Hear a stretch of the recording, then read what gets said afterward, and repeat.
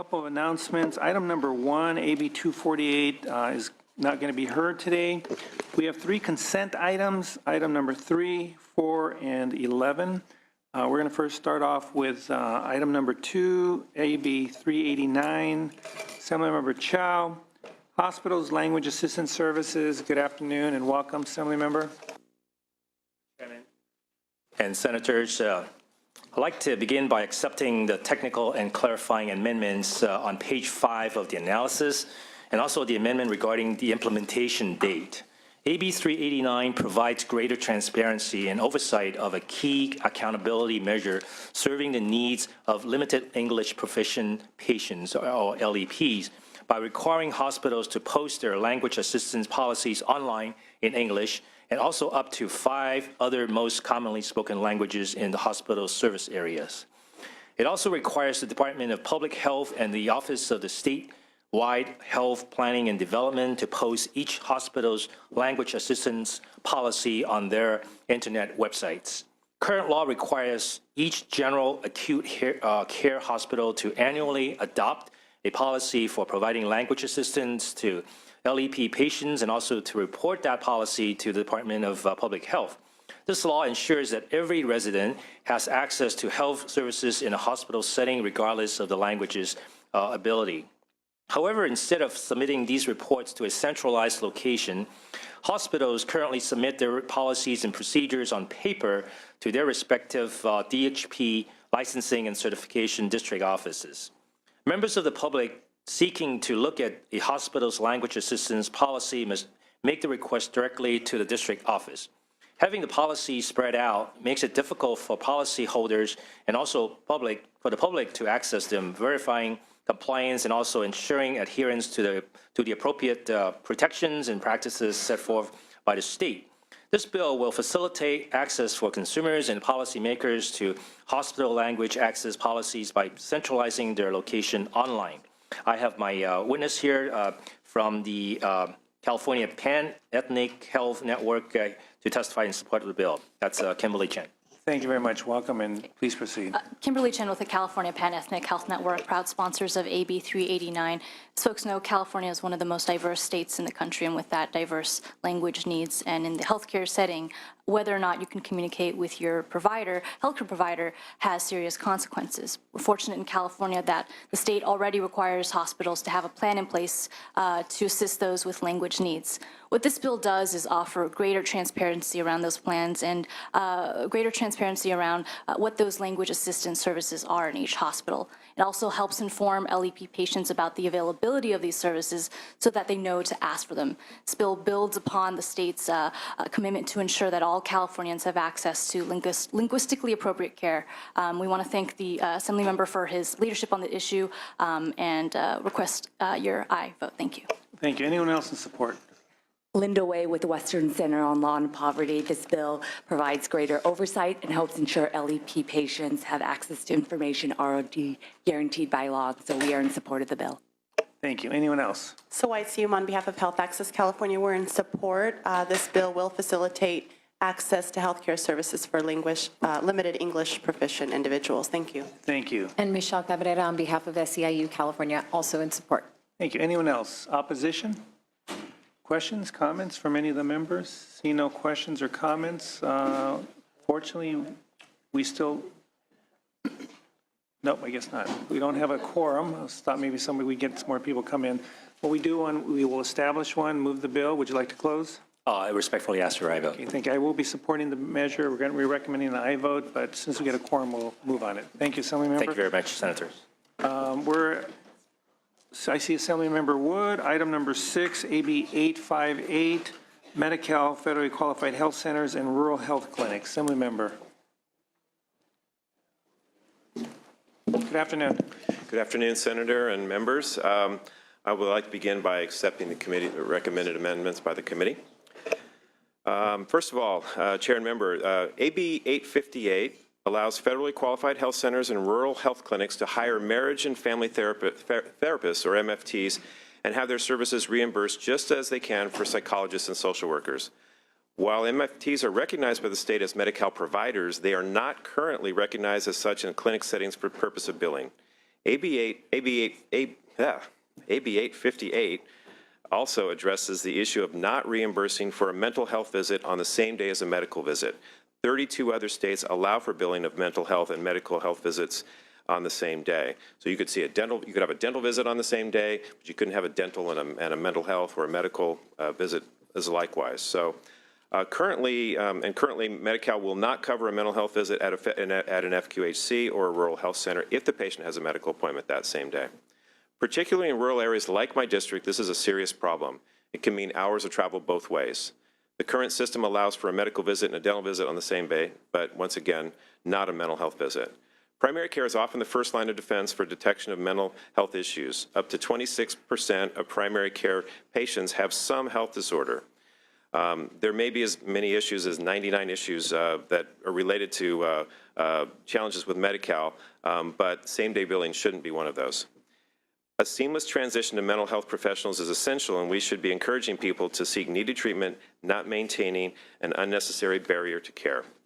As our healthcare system moves towards a more integrated model, we need to ensure that Medi-Cal keeps up by assuring that we have an adequate workforce and adopting policies that facilitate needed care. With me today in support of the bill are Marriage and Family Therapists and Primary Care Association. Thank you. Please state your name and proceed.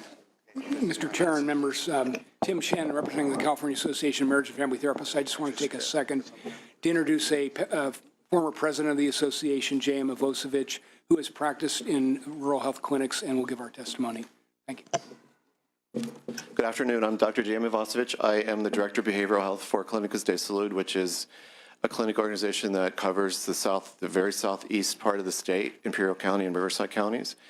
And big problem with recruitment there. I did some surveying of my area, and for every social worker, we have, or I'm sorry, for every psychologist, we have 14 marriage and family therapists, and for every social worker, we have 3.4 marriage and family therapists. So there's a big need for that. Currently, I have one social worker staffing one clinic of my 13 clinics because I can't find anybody to staff those clinics, either social worker or psychologist. So it really creates an access issue for the clients that we see, the patients we see. So I encourage you to vote yes for this bill. Thank you. Thank you. Anyone else in support? Real quick, Chair Member Sean South on behalf of the California Primary Care Association. This bill will give us the tools that we need to better integrate mental health care into our system. As Dr. Wood said, a lot of our patients come to us with a myriad of conditions. We have to be able to treat their mental health needs and their physical health needs at the same time in order to ensure better health outcomes, and this bill will allow us to do that. Thank you. Thank you. Anyone else? Tim Kammer on behalf of LA Care, we support. Thank you. Amber King with the Association of California Healthcare Districts in support. Kat DeBerg with the Health Officers Association of California in support. Les Shepard representing the California Division of the American Association for Marriage and Family Therapy in support. Jennifer Tannehill on behalf of the California Children's Hospital Association in support. Michael Radigan on behalf of the Board of Supervisors of Santa Clara County in support. Sarah McDade Ting on behalf of the California State Association of Counties in support. Jerry Jeffrey on behalf of the California Chronic Care Coalition in support. Before we move forward, we're going to establish a quorum. Call the members, please. Hernandez? Here. Hernandez here. Nguyen? Here. Nguyen here. Hall? Aye. Hall here. Mitchell? Monning? Nielsen? Pan? Roth? Here. Roth here. Wolk? Here. Wolk here. Quorum has been established. Sorry. Please proceed. Anyone else in support? No opposition? Come on in, please. Sure.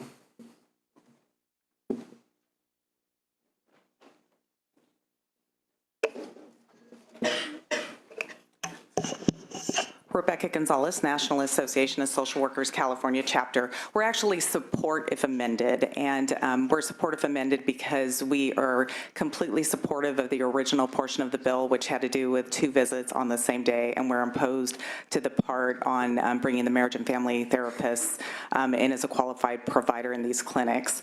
There's a few reasons for that. One is we believe that the supply of social workers is out there. We have 23 schools of social work in California, including many in rural parts of the state, such as Humboldt, Stanislaus, Fresno, San Bernardino. We're graduating about 10,000 BSWs and MSWs a year. In addition, there are 4,000 associate clinical social workers in the pipeline for licensure. And also, our online program has grown significantly. USC has a very large online program with 2,000 students, 630 reside in California, and 200 students live in rural areas in the state. The other main reason we oppose the bill is because we believe social workers are uniquely qualified to work in federally qualified health centers. Social workers are trained to view clients from the person and the environment, whole person perspective, as opposed to just focusing on the pathology of the mental illness.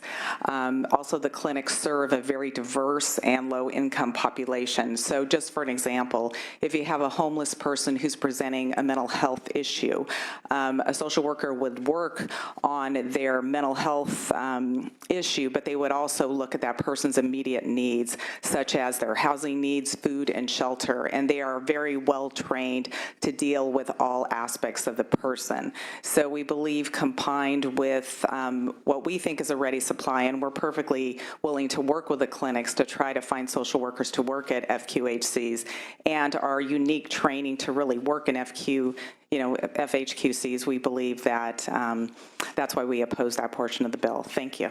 So it's just that one particular portion, but the Yeah. two-day rule is, so let me ask you on the MFTs, are you opposed to the fact that they're going to be now reimbursed, or are you opposed to the fact that they're going to be doing work that corresponds to what a social worker can do, or are you opposed because you think that they're going to go outside of their scope of practice? I mean, I'm trying to figure out what's the opposition.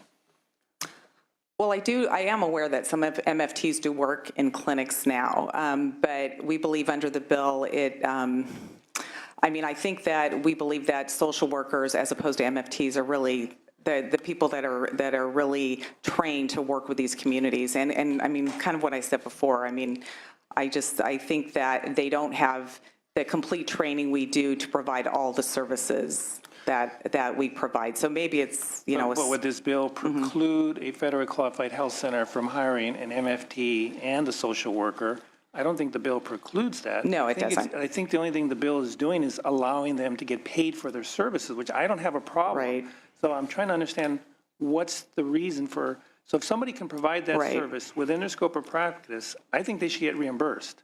Right. You need to explain to me why that's a problem. I guess we see the problem as them not having the training to really work with the type of people who are at FQHCs, the low-income communities, and also, very culturally diverse. Not that they don't have any training in that area, because they do, but social work training is, much more in-depth on those kinds of issues, and social workers, that is the communities that they used to work with. Well, that would be the premise, under the premise that they're going to be replacing a social worker with an MFT. They're going to be doing something they're not trained, but I don't know if this bill addresses that. So, okay. Anyway, thank you. Okay, thank you. Any other opposition at this time? Any questions from any of the members? We have a motion to move the bill by Senator Wolk. And just for clarification, Assemblymember, the statement you made at the beginning that there are no amendments on this bill, it's for your next bill. Okay, So my apologies. we won't be taking amendments here. Good, thank you. And there's a motion. I support the bill. Would you like to close?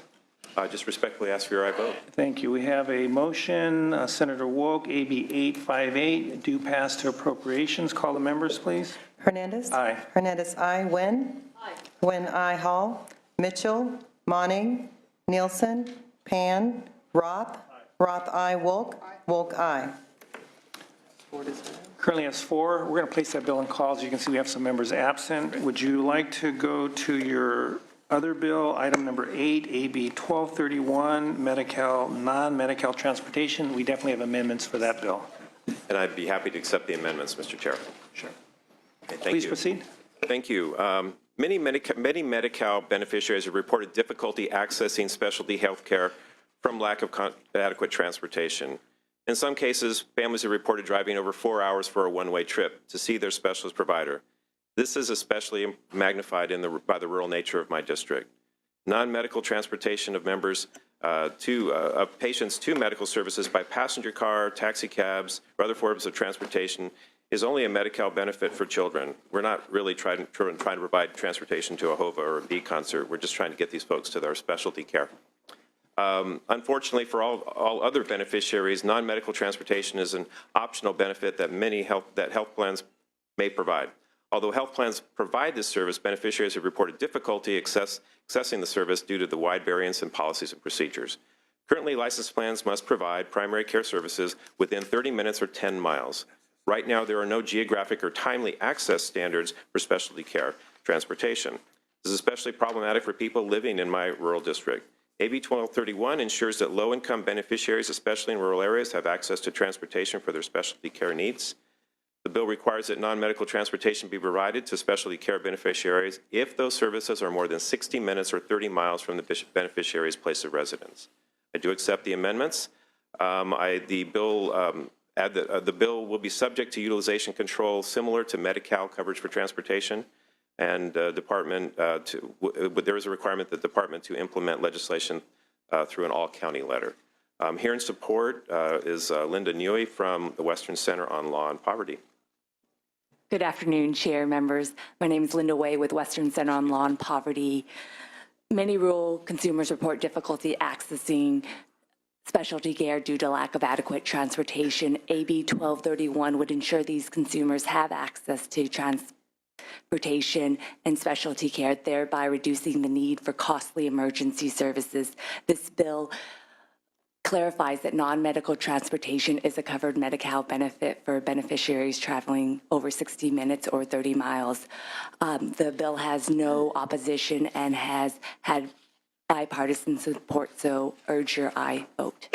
Thank you. Anyone else in support? Good afternoon, Mr. Chair and members. Sawait Seam on behalf of Health Access California. We are in support. This bill will go far in ensuring low-income individuals have access to specialty care services, and particularly in rural areas. Thank you. Thank you. Kimberly Chen with the California Pan-Ethnic Health Network, also in support. Rebecca Gonzalez, National Association of Social Workers, California Chapter, in support. Thank you. Kieran Savage Sungwin, National Alliance on Mental Illness of California, also in support. Thank you. Any opposition? Questions, comments? Yes, Senator Just a Nguyen. question, Assemblyman. Is this only an issue in rural areas? Potentially not. It seems to be certainly magnified in my area, but potentially not. There could be suburban areas where transportation might be a challenge, depending on the nature of the specialty provider. Just out of curiosity, when you were going through the process of putting this bill together, where did you come up with the 60 minutes and 30 miles? Because in Orange County, 60 minutes could be down the street because of traffic. I mean, I probably can walk faster than that, but I mean, that's my question is, in urban areas, right, like in Orange County, Los Angeles, it might not be 60 minutes, it could be 30 minutes, but that right, 30 minutes is still critical. Right. Honestly, looking at this, as we began looking at this, we were looking more at the, typical transportation times in areas that might not be impacted by traffic. Okay. So. Would you consider? And Linda may have another answer for that as well. And it's actually based on California Department of Insurance specialty standards of 60 minutes or 30 miles. And I'd like to state that it's or, so it can be either 60 minutes or 30 miles. So even though traffic may take more than 60 minutes, if it meets the 30-mile threshold, then it could not be subject to transportation. Would you, I'm supportive of your bill, but just out of curiosity, would you consider making it 30 minutes and not 60 minutes? Sure. Okay. I would appreciate that. I mean, it's because, I mean, in areas like urban areas, I mean, we don't have 30 miles we don't have that kind of distance. But then 60 miles, sometimes will fit in it, sometimes it won't. So 30 miles to me, 30 minutes, 60 minutes and 30 minutes, I think would go a long way for areas in like Orange County and Los Angeles County that I represent both. In theory, I guess I could accept that, but as you heard, we're going based on already established guidelines, so I'm not really sure how that would ultimately affect this bill going forward. happy to look into that. I would appreciate that. Thank you. So I'm prepared to support the bill in its current form. If you are interested in having a conversation with the senator, I mean, if you'd like to entertain an amendment at a later point, I'll leave it up to you and her. But I'm comfortable at where it's at because it does mirror Department of Insurance Specialty Care Service standards as well.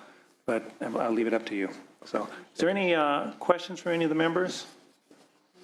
We have a motion by Senator Wolk. Would you like to close, Assemblymember? Just respectfully ask for your aye vote. Thank you. This is item number 8, AB 1231, due pass as amended to appropriations. Call the members. Hernandez. Aye. Hernandez, aye. Nguyen. Nguyen, aye. Hall. Mitchell. Monning. Monning, aye. Nielsen. Pan. Roth. Roth, aye. Wolk. Wolk, aye. Thank you. Currently has 5, enough to get out, but we're going to place that bill on call. Great. Thank you very much. Appreciate it. Before we move on, let's do, if there's item number 2, we have a motion at item number 2. So moved by Senator Wolk. Item number 2, AB 389. Excuse me. Due pass to appropriations, as amended to appropriations. Call the members. Hernandez. Hernandez, aye. Nguyen. Yes. Item number 2. Nguyen, aye. Hall. Aye. Hall, aye. Mitchell. Mitchell, aye. Monning. Monning, aye. Nielsen. Pan. Roth. Roth. Roth, aye. Wolk. Wolk, aye. 7. Currently has 7. We're going to place that bill on call. We have an absent member. We can do the consent calendar. Item number 3, item number 4, and item number 11. Is there a motion? So moved by Senator Wolk. Call the members, please. Hernandez. Aye. Hernandez, aye. Nguyen. Nguyen, aye. Hall. Hall, aye. Mitchell. Mitchell, aye. Monning. Monning, aye. Nielsen. Pan. Roth. Roth, aye. Wolk. Wolk, aye.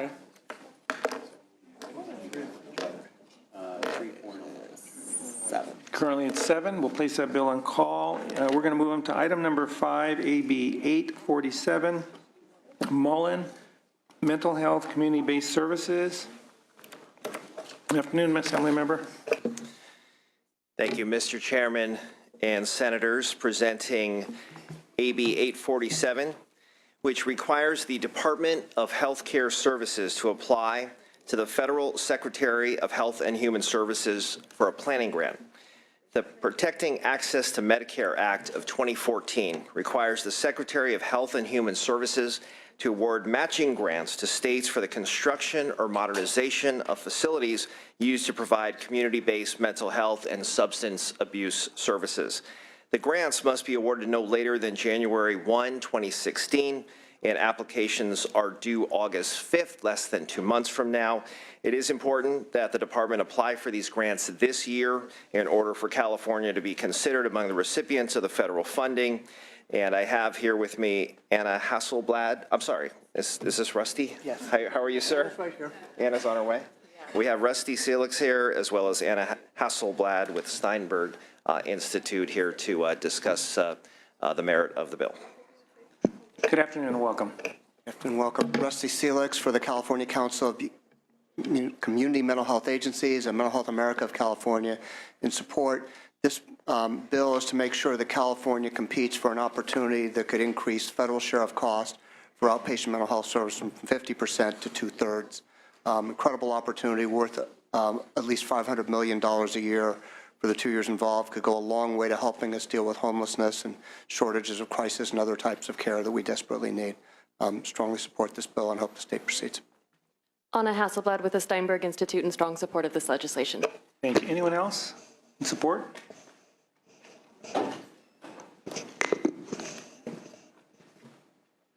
Chair-Member Sean South with the California Primary Care Association in support. Les Shepard, representing the California Division of the American Association for Marriage and Family Therapy, in full support. Thank you. Thank you. Opposition? Any questions? See no questions? Oh. Do we have a motion? Move it. Senator Nguyen moves the bill. Would you like to close? Respectfully ask for an aye vote. I actually had a question. Go ahead, go ahead. I apologize. As a member, my questions is actually pretty simple, is your bill is almost the exact duplicate of another one that we're going to be looking at, almost. Did you consider working together in a joint, or what's the difference? We have had conversations, the Assemblyman and I. This bill is requiring Department of Healthcare Services to apply for the planning grant. Mr. Mainshine's bill, as he will describe to you momentarily, requires the department to apply for subsequent grants. So these actually work in concert, but they are in fact different pieces of legislation. Thank you.